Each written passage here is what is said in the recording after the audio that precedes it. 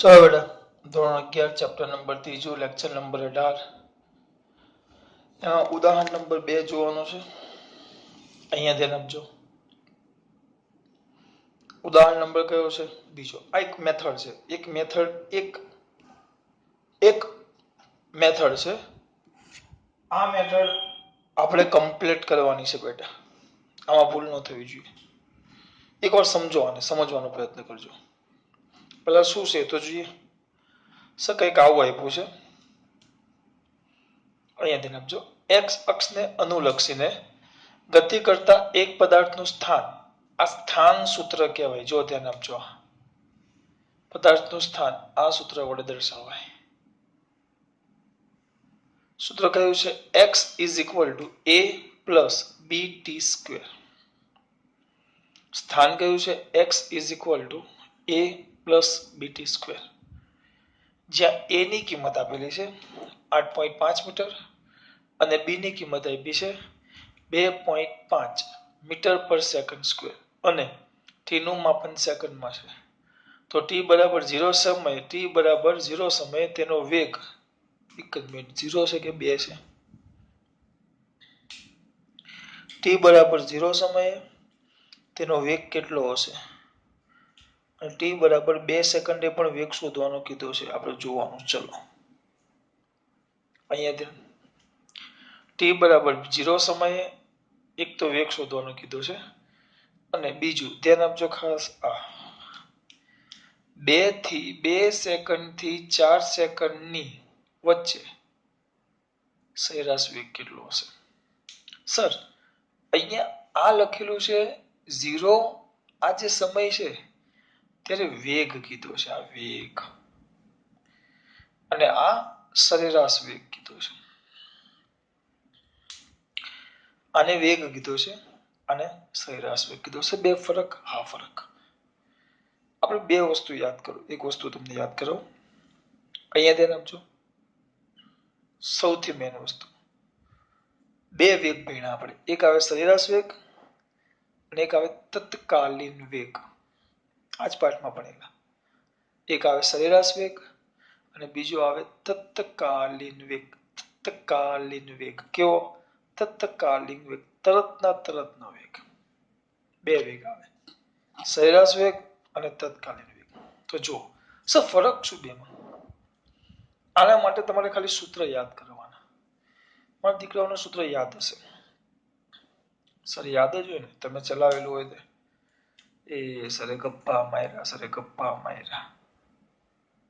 પહેલું છે સરેરાશ વેગ, એટલે આપણે શું લખતા? સ્થાનાંતર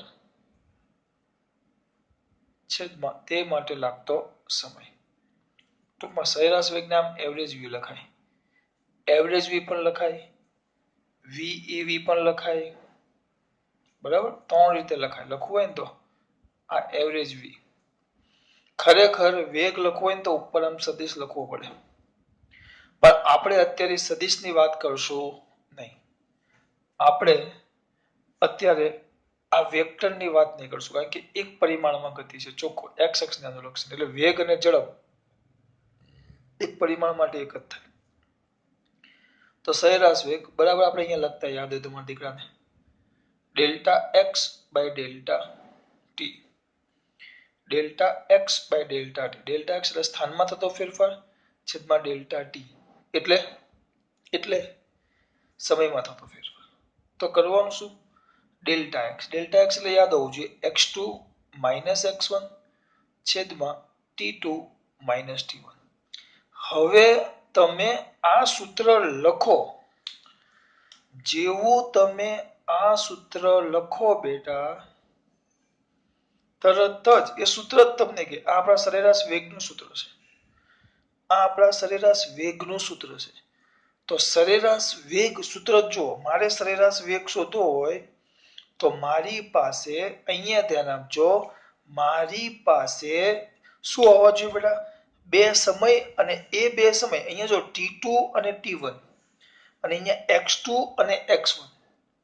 t2 એટલે t2 બીજા સમયે, અંતિમ સમયે x2 શોધવાનો। x2 એટલે કે બીજા સમયે, જે બીજો સમય તમે લેવો અંતિમ સમય, અને આ પ્રારંભિક સમય। તો x1 એટલે કે t1 એટલે કે પ્રારંભિક સમય સ્થાન અને t2 એટલે કે અંતિમ સમય સ્થાન. જો સમજજો ખાસ, મારે શોધવાનો છે સરેરાશ વેગ. મગજ 100% અહીંયા ધ્યાન. we must be find out the average velocity. સરેરાશ વેગ.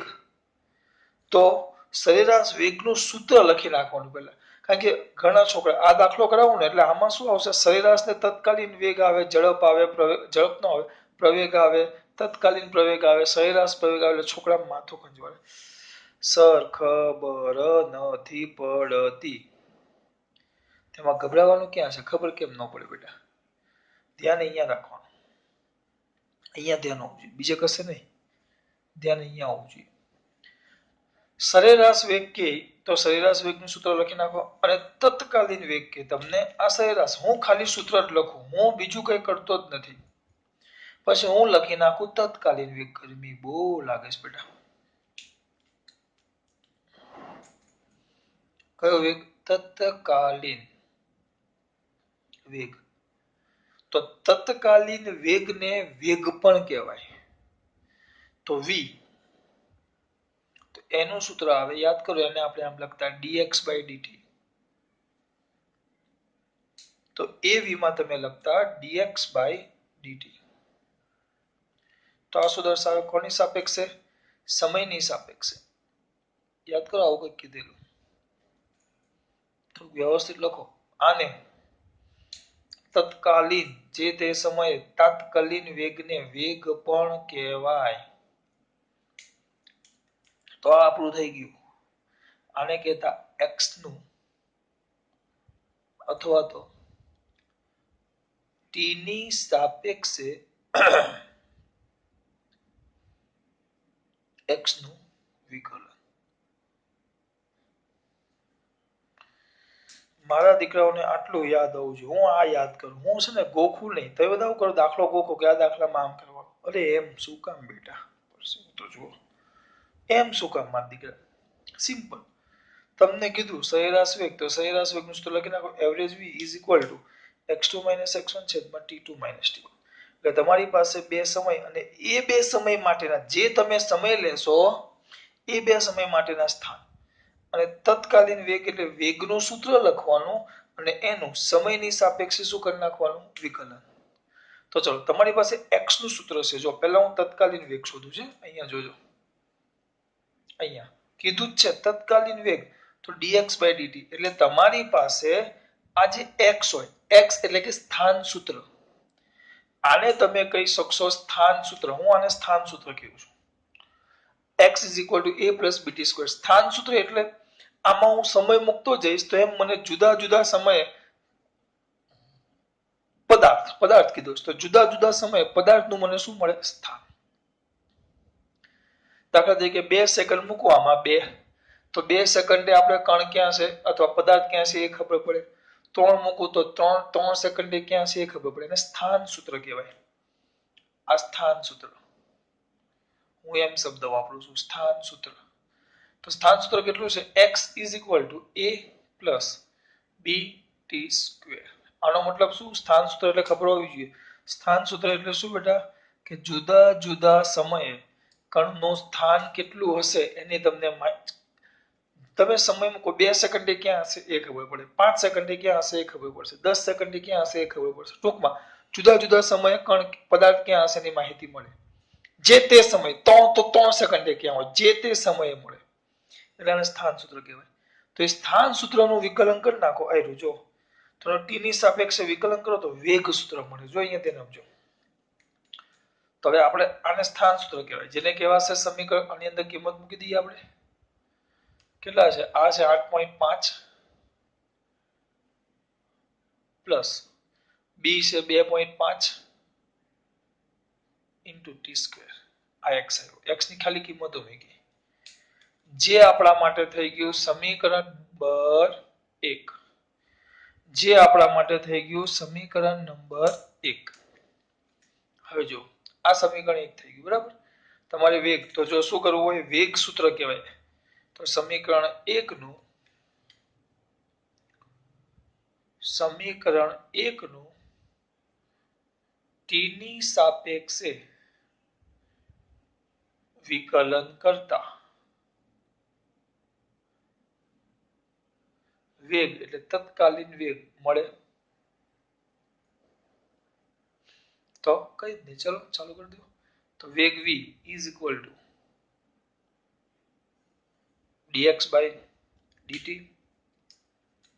તો દીકરા લાગી પડશે d by dt sir x ની કિંમત મૂકો 8.5 વત્તા 2.5 t સ્ક્વેર x ની કિંમત મૂકી બરાબર હવે વિકલન કરો ચલો પહેલું પદ એકલું જ છે અચળ પદ તો વિપુલ સરે બૂમો પાડી કીધેલું અચળ પદ હોય તો અચળ પદ સમય સાથે બદલાય નહીં 8.5 સમય સાથે બદલાય એમ કે 8.5 માં સમય સાથે થતો ફેરફાર તો એ તો કેટલો આવે 0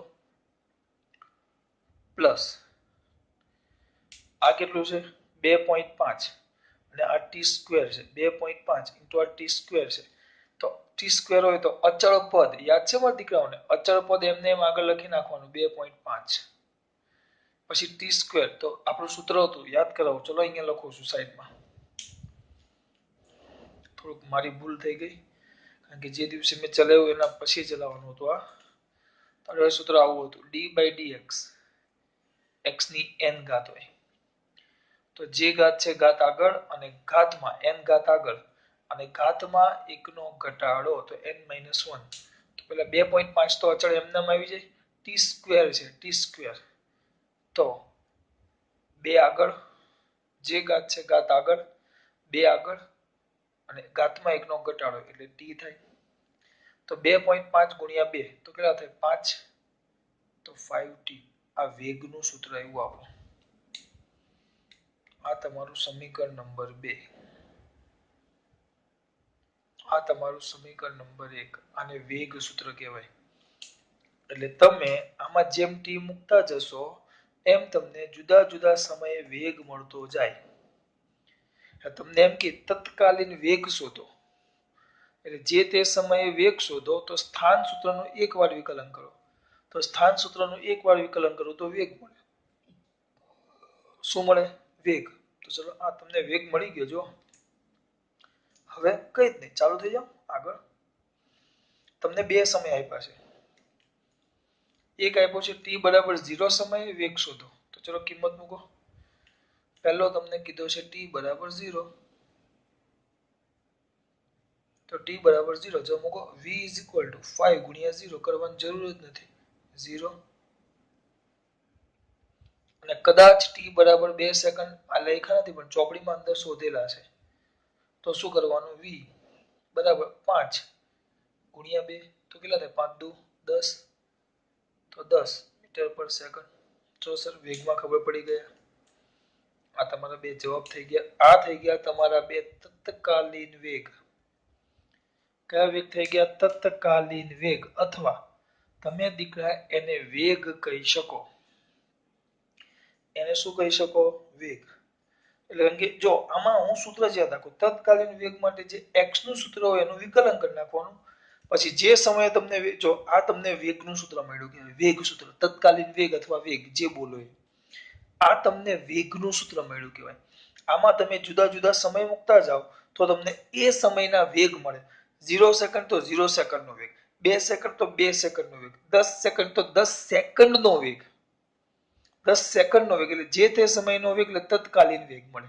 તત્કાલીન જે તે સમયનો જ મળે સરેરાશને ગાળવાનો હોય મોટા અંતરાલ માટે ન મળે સમય માટે મળે એટલે તમને તત્કાલીન વેગ અથવા વેગ કે તો x ના સૂત્રનું વિકલન કરો તો વેગ સૂત્ર જોઈએ અને વેગ સૂત્રમાં જુદા જુદા સમય મૂકો તો તમને જે તે સમયના વેગ મળે જે તે સમયના વેગ મળે જે તે સમયના વેગ મળે સમજ પડે છે તત્કાલીન વેગ માટે શું કરવું પડે હું બોલું છું સમજવાનો પ્રયત્ન કરજો બહુ જ અગત્યનું છે અગત્યનું નથી બહુ જ અગત્યનું છે જો હજી પાછું રિવિઝન કરાવો છો આમાં ખબર પડી હવે તમને કીધો છે સરેરાશ વેગ તો સરેરાશ વેગ જો સરેરાશ વેગનું સૂત્ર જો તો તમને શું કહે છે તમને બે સમયના ગાળા આપ્યા છે એ બે સમય જુદા જુદા સમય હોય એ બે સમય સ્થાન શોધવાનો છે વેગ પણ જરૂર પડશે સ્થાનની એટલે જો કેવું થાય જોજો t T2 અને T1 છે.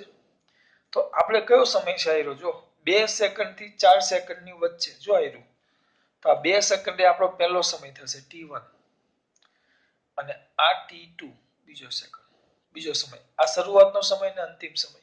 તો બે સમય મળી ગયા, પણ એ બે સમય માટે આપણે બે સ્થાન શોધવાના અને એ બે ની બાદબાકી કરવાની સરેરાશ વેગ માટે, કારણ કે સરેરાશ વેગનું સૂત્ર આ છે. હું જે કહેવા માંગુ છું ખબર પડે છે? તો જો બાજુમાં અહીંયા ધ્યાન કયા વેગની વાત કરી મેં? સરેરાશ વેગ. તો શું કરશે વિપુલ પટેલ? શાંતિથી રાહ જોશે, એવું ન હોય, દાખલો કરવો પડે. સરેરાશ કોની વાત કરી? વેગની. તો શું કરું કેવું? તમે કેવું એમ કરું? કઈ જ નહીં. પહેલા સમય લ્યો, ચલો. T1 બરાબર કેટલા છે? 2 સેકન્ડ. તો 2 સેકન્ડ માટે તમારે શું શોધવું પડે? અહીંયા બીજો સેકન્ડ. તેના માટે તમારે x1 શોધવો પડે. જો ચોખ્ખું રકમમાં જ કીધું છે. તો x1 તો કઈ જ નહીં કરવાનું, આની અંદર કિંમત મૂકવાની. તો આ કેટલા છે? 8.5 પ્લસ 2.5 ઇન્ટુ 2 નો વર્ગ. કેલ્ક્યુલેટ. ચલો કેટલો છે? 8.5 સીધો આજ કરીએ. 2.5 ગુણ્યા 4 એટલે 10 થઈ જશે. એટલે આ થશે 18.5. ડાયરેક્ટ કર્યું હોય તો એ ચાલતે. આવ્યું 18.5. એટલે મેં શું કર્યું ખબર પડી? મેં ખાલી સૂત્રનો જ ઉપયોગ કર્યો બેટા. હું બીજે કશે ધ્યાન આપતો જ નથી, હું સૂત્ર પર જ ધ્યાન આપું છું કે તમારી પાસે બે સમય જોશે, એક જોશે T1 જોશે મારે અને એના માટેનો x1. તો T1 એટલે કોઈ આપ્યો જોઈએ, ગાળો આપ્યો જોઈએ, સમયનો ગાળો. તો 2 અને 4 તો T1 મને મળી ગયો. તો એ T1 ની કિંમત મારે જોઈએ છે x1 જો, એટલે મેં x માં કિંમત મૂકી, આવી x ની કિંમત, તેમાંથી મને x1 મળી ગયો. હવે T2 બરાબર 4 સેકન્ડ માટે, તો x2 બરાબર 8.5 વત્તા 2.5 ગુણ્યા 4 આખાનો વર્ગ. ખાલી ત્યાં 4 મૂકી દેવાના. અહીંયા t ની કિંમત મૂકી દે એટલે ખબર પડી જાય. તો કેટલો થાય? આ કેટલો થયેલો? 10 ને 10 ગુણ્યા પાછા 4 40 થશે. 2.5 ગુણ્યા 4 2.5 ગુણ્યા 8 સોરી 2.5 ગુણ્યા 16 વર્ગ છે ને, વત્તા 8.5 48.5 આવ્યા.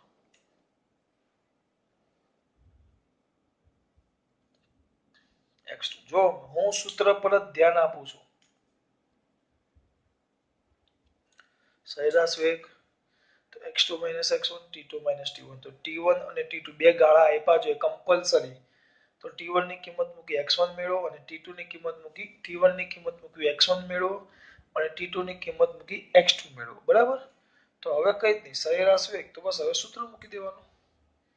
Average v is equal to x2 - x1 છેદમાં T2 - T1 x2 48.5 માઇનસ 18.5 છેદમાં 4 - 2. તો 48 માંથી 8.5 8.10 તો 30. 30 ના છેદમાં 2 તો 15 મીટર પર સેકન્ડ. સરેરાશ વેગ v આવી ગયો. જો હવે જો હા આવી ગયો. આ થઈ ગયો તમારો દાખલો. હવે આને શું કરવાનું બેટા? બે સૂત્ર લખ્યા મેં. તત્કાલીન વેગ કીધો. તત્કાલીન વેગ મેં એમ જ કીધું કે આ સમયે, તેના માટે પહેલા મારે એનું વિકલન કરવું પડે અને મારે શું શોધવો પડે? વેગ. સમજ પડે છે? અને પછી એ વેગની કિંમત મૂકી દો, તત્કાલીન મળે મને. અને ગાળો કીધો હોય, ગાળો તો મારે સિમ્પલ છે. સરેરાશ વેગ કે તો અહીંયા મારે બે સમય અને એના માટેના બે સ્થાન જોશે. સરેરાશ વેગ છે પણ બે સમય ને બે સ્થાન જોશે.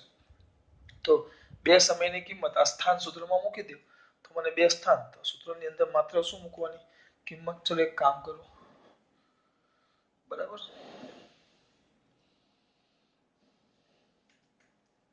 હવે હવે આ એક ઘરનો દાખલો, મને રકમ યાદ નથી આવતી, જૂની ચોપડીમાં હતો.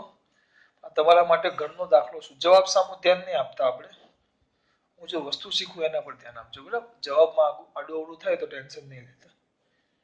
હવે આવું કંઈક સૂત્ર આવે, x ઇઝ ઇક્વલ ટુ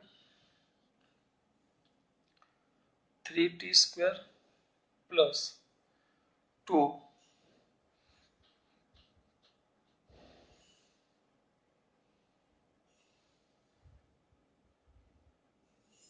બરાબર. આ એક સૂત્ર છે, આ સ્થાન સૂત્ર છે. જુઓ,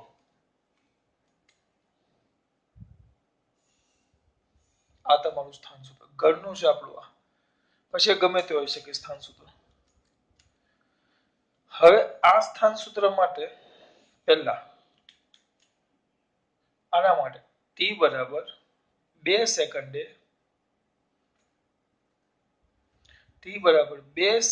માટે વેગ અને પ્રવેગ શોધો. જો આ શબ્દ પર ધ્યાન આપજો.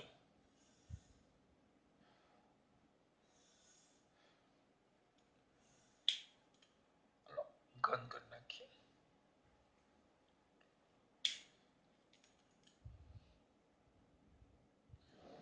પહેલા આટલું કરીએ.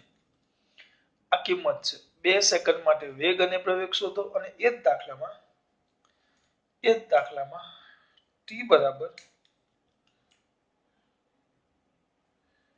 5 સેકન્ડ થી 10 સેકન્ડ માટે 10 સેકન્ડના સમયગાળા માટે સરેરાશ વેગ અને સરેરાશ પ્રવેગ શોધો. આ ઘરનો દાખલો છે આપણો, કારણ કે આ સરેરાશ વેગ અને પ્રવેગ આમાં નથી આપ્યો, જૂની ચોપડીમાં આપ્યો હતો. મેં જૂની ચોપડી શોધી પણ મને મળી નહીં બેટા. હા છે, જોજો. 5 સેકન્ડ ને 10 સેકન્ડ માટે ધ્યાન રાખજો. આ ખાસ પહેલા આપણે વેગ અને પ્રવેગ, પણ વેગ એટલે ખબર ને, વેગ અને પ્રવેગ. વેગ એટલે તત્કાલીન વેગ અને પ્રવેગ એટલે તત્કાલીન પ્રવેગ. તો મારા દીકરાઓને યાદ હોવું છે, આ x છે તમારું, x is equal two 3t² plus 2, સમીકરણ નંબર 1. તો જો સમીકરણ 1 નું સમયની સાપેક્ષે, ખબર ને, પહેલી વાર વિકલન યાદ હોવું જોઈએ. આના માટે અહીંયા લખું, ચલો. x નું વિકલન કરો તો વેગ મળે, અને વેગનું વિકલન કરો તો પ્રવેગ મળે. સમીકરણ 1 નું સમયની સાપેક્ષે વિકલન, સમયની સાપેક્ષે, ટૂંકમાં લખો, સાપેક્ષે વિકલન કરતા વેગ મળે. તો v ઇઝ ઇક્વલ ટુ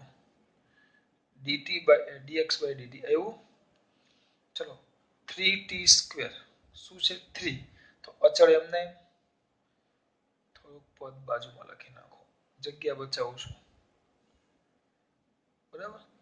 3 અચળ, જે ઘાત છે ઘાત આગળ દાખલો કરાવેલો, ઘાતમાં 1 નો ઘટાડો, જે ઘાત છે ઘાત આગળ, ઘાતમાં 1 નો ઘટાડો, પ્લસ આ અચળ પદ છે, તો અચળ પદનું વિકલન કેટલું થાય? સોરી, ઘન છે અહીંયા, ઘન, આપણે ઘન લીધો છે. 3 અચળ, જે ઘાત છે ઘાત આગળ, 3 આગળ, ઘાતમાં 1 નો ઘટાડો, તો 3 ઘાત છે એમાં 1 ઘાત ઘટે, 3 ઘાત છે એમાં 1 ઘાત ઘટે, બરાબર. 1 ઘાત ઘટે તો કેટલી ઘાત થાય? 3 ઘાતમાં 1 ઘાત ઘટે તો કેટલી થાય? 2 ઘાત. અને આ તો પ્લસ 0, તો લખતો નથી, આ વેગ આવી ગયો તમારો, તો કેટલો થાય? 9t², 9. તો આ તમારા વેગનું સૂત્ર આવી ગયું, જે તમારું સમીકરણ નંબર 2. આ તમારું સમીકરણ નંબર 1. જોજો, આ કહેવાય વેગનું સૂત્ર, તત્કાલીન વેગ. આ સ્થાનનું સૂત્ર, જે તે સમયે સ્થાન આપે, આ જે તે સમયે વેગ આપે, બરાબર. જે તે સમયે વેગ આપે. આપણે t કેટલો કીધો છે? 2 સેકન્ડ માટે, તો આમાં t બરાબર 2 લઈ લો. ચલો, t બરાબર 2 લેતા,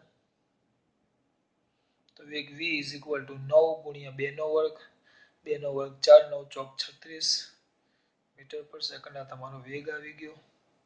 પણ કયો વેગ આવી ગયો? તત્કાલીન વેગ. જો સમજજો, હજી સરેરાશ પર નથી ગયા. પછી પ્રવેગ કે તત્કાલીન પ્રવેગ. તો શું આવે કે સમીકરણ કોનું?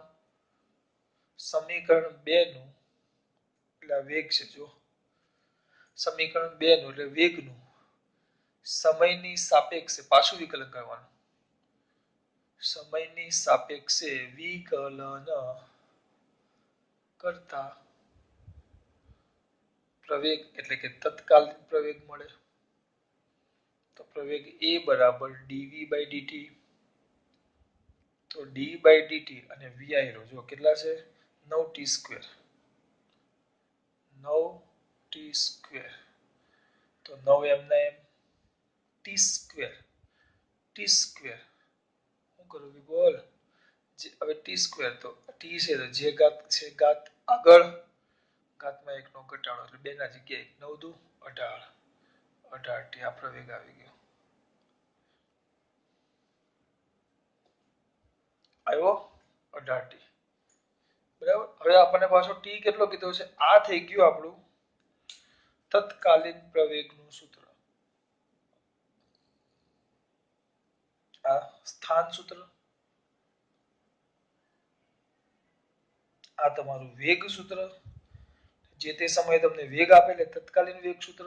આ સ્થાન સૂત્ર અને આ પ્રવેગ સૂત્ર. તત્કાલીન પ્રવેગનું સૂત્ર ધ્યાન રાખજો. તો 18t આવી ગયું. કિંમત મૂકી દો. તમને t કીધો છે, કેટલો લેવાનો કીધો છે? 2 સેકન્ડ. તો મૂકો. ચલો પ્રવેગ A = 18 ગુણ્યા 2 18 દુ 36 મીટર પર સેકન્ડ સ્ક્વેર આવી ગયો. તમને વેગ આ શું મળ્યું? x તમને આવું સૂત્ર આપ્યું જ હશે ગમે ત્યારે. x નું વિકલન કરો તો વેગ સૂત્ર મળે, વેગનું વિકલન કરો તો પ્રવેગ સૂત્ર મળે. તો એ સૂત્રના અંદર તમે સમયની કિંમત મૂકો તો એ સમયે તમને વેગના જો x ની અંદર કિંમત મૂકો તો તે સમયે x કેટલો છે એ દર્શાવે, સ્થાન કેટલું છે. વેગના સૂત્રના અંદર કિંમત મૂકો તો તે સમયે વેગ કેટલો છે એ દર્શાવે. અને પ્રવેગની અંદર કિંમત મૂકો તો તે સમયે પ્રવેગ કેટલો છે એ દર્શાવે. કારણ કે સૂત્ર જ છે. વેગ સૂત્ર, પ્રવેગ સૂત્ર, સ્થાન સૂત્ર. જેના સૂત્ર હોય એ કિંમત આપે. તમે જે સમય લે. આમાં આપણે 2 સેકન્ડ લીધું છે. પણ હવે શોધવાનું છે સર સરેરાશ વેગ. પણ ધ્યાન રાખજો, ગમે ત્યારે સરેરાશ શબ્દનો ઉપયોગ થાય કોઈ પણ સમયે, સરેરાશ વેગ કે સરેરાશ પ્રવેગ કે, તો સરેરાશ શબ્દ તો પેલા સૂત્ર જ લખવાનું છો. તો હંમેશા એના માટે હંમેશા સમયનો ગાળો આપ્યો જ હશે, આપવો જ પડે. તો જો અહીંયા ગાળો આપ્યો છે. કેટલા સમય માટે કીધું છે આપણને? 5 સેકન્ડ થી 10 સેકન્ડની વચ્ચે. તો સરેરાશ વેગનું સૂત્ર શું થાય? બોલો. સરેરાશ વેગનું સૂત્ર લખાવો મારા દીકરાઓ. સીધું જ લખી નાખું છું અહીંયા. તો એવરેજ v = હમણાં જ ચલાવ્યું x2 - x1 છેદમાં t2 - t1. હવે જોજો, હું તમને તત્કાલીન સ્થાન કહ્યું તો સ્થાનની અંદર સમયની કિંમત મૂકવાની, કારણ કે એક જ સમય આપ્યો. તત્કાલીન વેગ કહ્યું તો વેગની અંદર સમયની કિંમત મૂકવાની.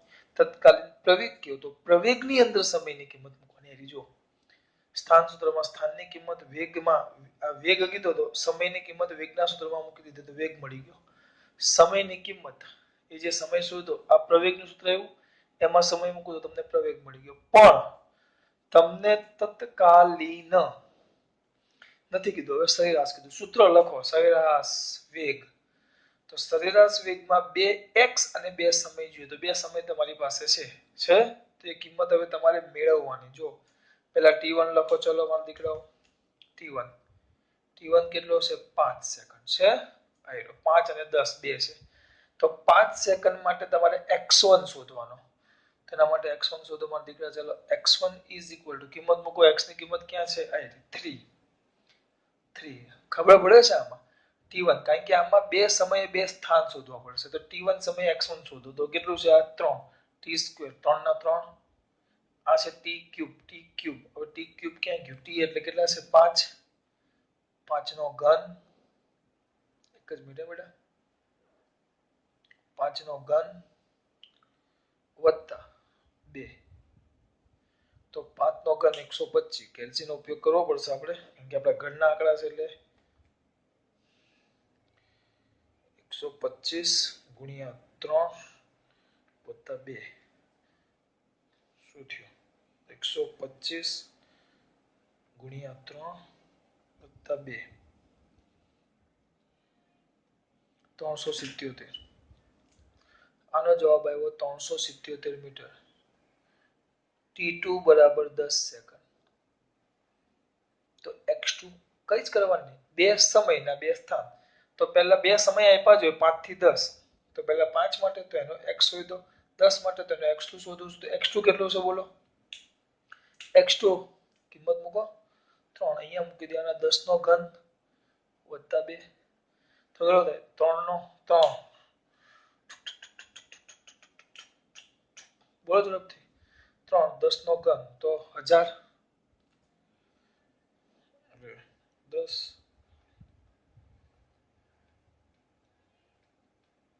સોરી 1000 ગુણ્યા 3 ડાયરેક્ટ થાય મને ખબર 3000 વત્તા 2 કેમ આમ કરું છું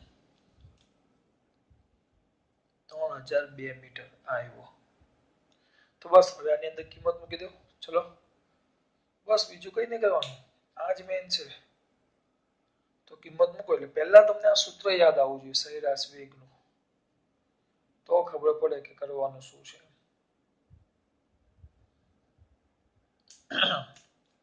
સૂત્ર યાદ આવવું જોઈએ બેટા હવે વેગ આવી ગયો તો વેગની અંદર કિંમત હજી બાકી ને મૂકો ચલો x2 3002 માઇનસ 377 ભાગ્યા 3002 માઇનસ 377 x2 અને x1 મળી ગયા છેદમાં t2 માઇનસ t1 તો 10 માઇનસ 5 તો કેટલા થાય માઇનસ 377 ભાગ્યા 5 525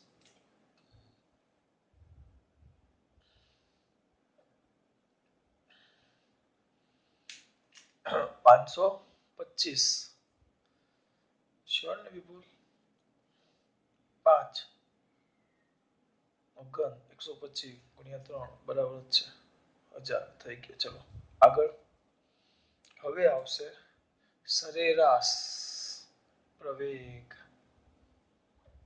તો અહીંયા લખો છો એટલે બે વાર મારું સૂત્ર લખવાનું પડે પ્રવેગનું સૂત્ર કઈ કામ આવે a v2 v1 છેદમાં t2 t આ સૂત્ર જ મેન છે v2 v1 છેદમાં t2 t1 એટલે બે જુદા જુદા સમયે બે વેગ જોશે જે તમને સમયનો ગાળો આપ્યો હોય ને જો સરેરાશ વેગ માટે બે વેગ જે સમયના ગાળા માટે બે સ્થાનનો ગાળો જોશે અહીંયા બે સમયના ગાળા માટે બે વેગનો ગાળો જોઈએ એ મેન છે જુઓ અહીંયા બે સમયના ગાળા માટે બે વેગનો ગાળો એટલે મારે હવે શું કરવાનું t1 લખવાનું ચલો આપણો t1 કેટલો છે બેટા 5 સેકન્ડ પણ હવે એની કિંમત ક્યાં મૂકવાની t1 માટે v1 શોધવાનું તો v1 આયરો જો તમારો v તો v1 9 ગુણ્યા 5 નો વર્ગ 9t² તો 9 ગુણ્યા એ થયું ને 9t² તમને કિંમત મૂકી જે ઘાત છે ઘાત આગળ ઘાત એકનો ઘટાડો તો 9 બરાબર જ છે તો આ 9 કેટલા થાય કરો ભાઈ તમારે કરવાનું સર પાછું 25 ગુણ્યા 9 225 તો આવ્યો કંઈક 225 મીટર પર સેકન્ડ t2 બરાબર 10 સેકન્ડ તો એ જ આવશે સૂત્ર એ જ t2 10 કારણ કે ગાળો તો આ જ લેવાનો છે 10 તો v2 મેળવવાનો તો v2 બરાબર કેટલા થાય બોલો 9 ગુણ્યા 10 નો વર્ગ 10 નો વર્ગ એટલે 100 એટલે 900 મીટર પર સેકન્ડ આવી ગયો તો આ કેટલો આવ્યો 900 માઇનસ 225 છેદમાં t2 કેટલા 10 માઇનસ 5 તો 900 માઇનસ 225 બરાબર ભાગ્યા 5 135 900 માઇનસ 225 ભાગ્યા 5 135 મીટર પર સેકન્ડ સ્ક્વેર. આપણે જવાબ સામું ધ્યાન નથી આપવાનું બેટા. તમારે જવાબ ભલે ગમે તે આવે, તમારે મેન સમજવાનું શું છે ખબર? આ જો આ દાખલો બીજો છે. તમારે મેન સમજવાનું એ છે, આમાંથી યાદ એટલું રાખવાનું છે મારા દીકરાઓએ, આમાંથી યાદ એટલું, ગમે ત્યાં દાખલો હોય ને આમાં છોકરા અટવાઈ જાય છે. તો આમાં શું અટવાવાનું? જો તમને કોઈ x નું સૂત્ર આપે, x ઇઝ ઇક્વલ ટુ કોઈ પણ આપે 3t² + 2t + 5, એ આપણે એનાથી કઈ લેવા જ દેવા નહીં. આને સ્થાન સૂત્ર કહેવાય. તમારે યાદ શું રાખવાનું કે જો હું આનું વિકલન કરું, વિકલન કરતા સમીકરણ 1, સમીકરણ 1 નું વિકલન કરું તો મને વેગ મળે સીધો. વેગ મળી ગયો તો વેગ એટલે કેટલો થાય બોલો? સીધો. હવે આ મેં શીખવાડ્યું 2 આગળ તો 3 દુ 6t, 6t નહીં 6t, જે ઘાત છે ઘાત આગળ, ઘાતમાં 1 નો ઘટાડો 6t પ્લસ 2t, તો પાછો આમાં થશે ખબર? અને 5 ઘાત કરી દઈએ તો ચલો 3 50 15, 15t ની ઘાત 4 ઘાત વત્તા 2t, તો 2t છે એટલે 2 જ આવે અને આ તો 0 થઈ જાય.